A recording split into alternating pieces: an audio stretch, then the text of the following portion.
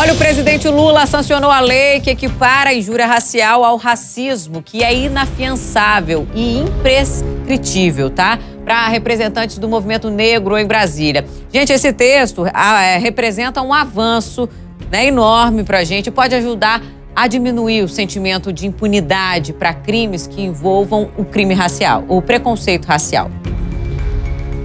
Ser seguida dentro de lojas por ser uma mulher negra, por causa do cabelo, por causa da pele, por causa do jeito, por causa da religião. Além disso tudo, eu trabalho dentro de uma repartição pública e que muitas vezes não fui vista como uma funcionária pública. Essa é a história da Raquel, mas poderia ser da Amanda, do João e de tantos outros brasileiros que carregam no DNA o passado escravocrata do Brasil.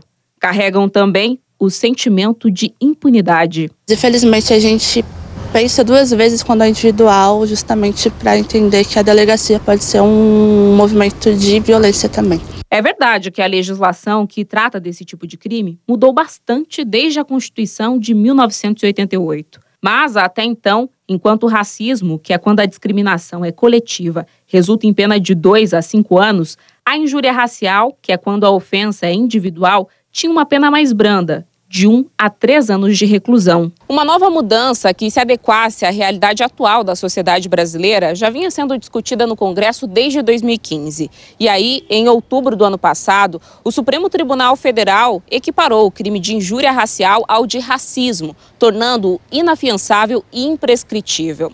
Os parlamentares também avançaram, apresentaram um substitutivo e aprovaram o texto final em 7 de dezembro do ano passado. Por fim, uma nova lei, 14.532, foi sancionada sem vetos pelo presidente Lula. O senhor presidente da República, Luiz Inácio Lula da Silva, sancionará o projeto de lei 4.566 de 2021, que tipifica injúria racial como crime de racismo. A injúria racial dentro do Código Penal, como colocada, ela destoava da política de combate ao racismo.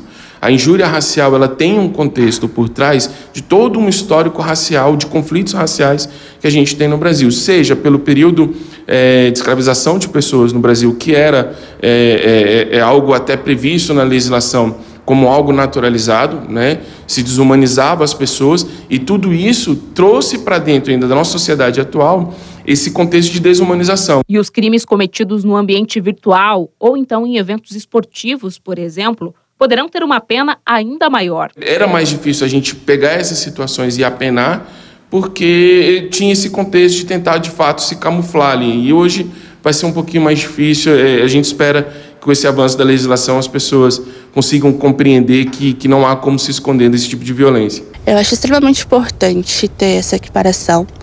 Primeiro que nos coloca, de certa forma, num espaço de segurança de fazer essas denúncias, né, e saber que elas podem ser responsabilizadas, essas pessoas que cometem esses crimes vão ser responsabilizadas.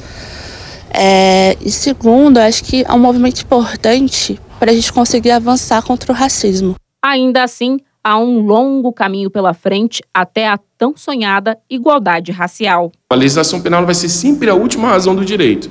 Vai ser sempre a última fase de combate ao racismo, de combate a uma violência racial. Temos o Estatuto de Igualdade Racial, que é uma diretriz de políticas públicas, mas as instituições elas devem compreender que ações afirmativas, ações igualitárias, elas devem ser implementadas de pronto para que o combate ao racismo seja eficaz.